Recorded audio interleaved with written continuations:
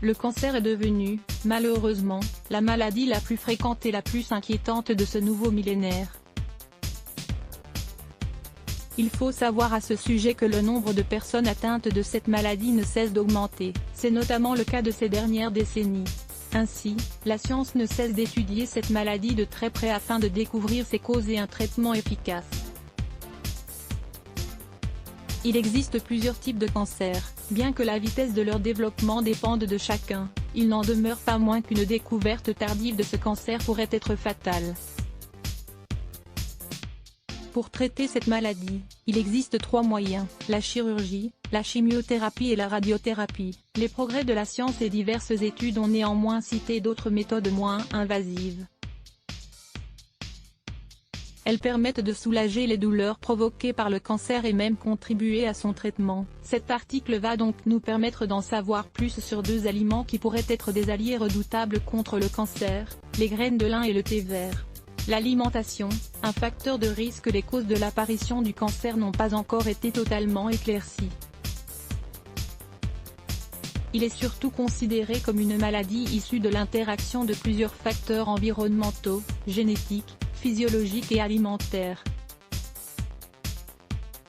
Les possibles causes. Le vieillissement, la majorité des cas, 2/3, au niveau mondial apparaissent à partir de l'âge de 65 ans. Une hérédité génétique. Une exposition aux agents cancérigènes comme les substances chimiques et les radiations ionisantes. Le tabagisme. Un régime inadéquat. Beaucoup de scientifiques se sont néanmoins mis d'accord sur le fait qu'un régime riche en aliments bénéfiques pourrait jouer un rôle crucial dans la prévention ou le traitement du cancer. Du thé vert contre le cancer. Le thé vert est d'origine asiatique. Ses nombreuses propriétés médicinales ont été mises en avant dans le fameux livre du thé rédigé par Zhenhai en 1191. Le thé était utilisé pour dissiper les effets nocifs de l'alcool mais aussi comme stimulant. On l'utilisait aussi pour traiter les problèmes de peau, pour soulager les indigestions. Enfin, il permet de prévenir la fatigue et améliorer les fonctions urinaires et cérébrales.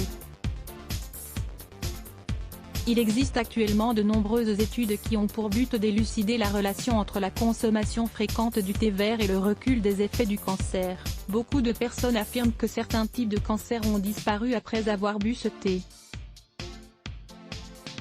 ou bien même après l'avoir utilisé comme cataplasme sur la zone affectée. Bien que les études ne soient pas encore concluantes, une enquête a tout de même été réalisée au Japon en 2006. Celle-ci a démontré que les adultes qui consomment plus de 3 verres de thé vert par jour durant plusieurs années risquaient moins de succomber à une maladie cardiovasculaire ou à un cancer. Voici quelques bienfaits d'une consommation fréquente de thé vert d'après de nombreux scientifiques. Les bienfaits du thé vert prévient et traite le cancer, surtout celui de la peau, de l'œsophage, du côlon et de l'estomac.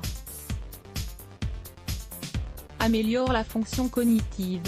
Stoppe le processus neurodégénératif causé par certaines maladies telles que l'Alzheimer.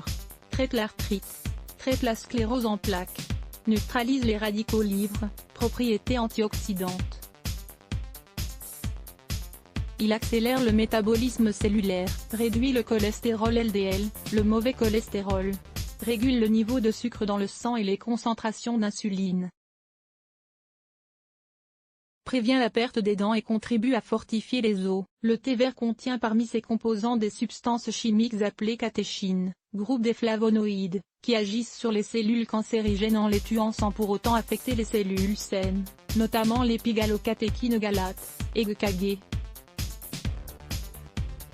De toute façon, les études scientifiques sont encore loin de déterminer les types exacts de cancer que l'on peut contrôler avec les composés du thé vert. Certains détracteurs de cette méthode chinoise maintiennent que le thé vert contient du fluor, et que ce dernier est nocif pour notre organisme et qu'il ne devrait donc pas être commercialisé. Il est néanmoins important de signaler que le fluor est stocké dans notre corps sous la forme de fluorure, qui fortifie nos dents et nos os, participe au processus d'assimilation du calcium et évite l'apparition de caries. Une consommation quotidienne mais raisonnable de ce thé pourrait donc apporter des effets très bénéfiques sur notre santé.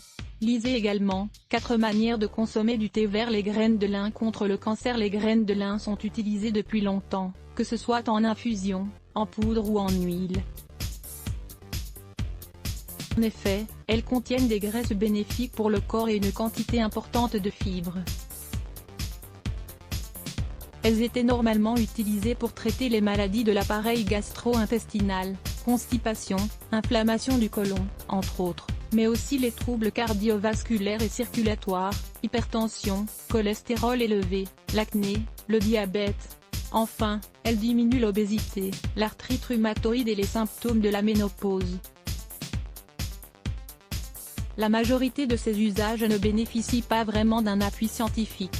Cependant, il existe plusieurs preuves quant à l'utilité de ces graines, comme par exemple, la prévention et le traitement du cancer, surtout celui de la prostate, des poumons, du côlon, des seins et du rectum. La réduction du cholestérol LDL. L'amélioration de la fonction rénale chez les personnes qui souffrent de lupus érythémateux systémique, le soulagement des symptômes légers de la ménopause. La diminution de la douleur des seins lors du cycle menstruel, le traitement des maladies cardiovasculaires. La diminution du risque de souffrir d'artériosclérose.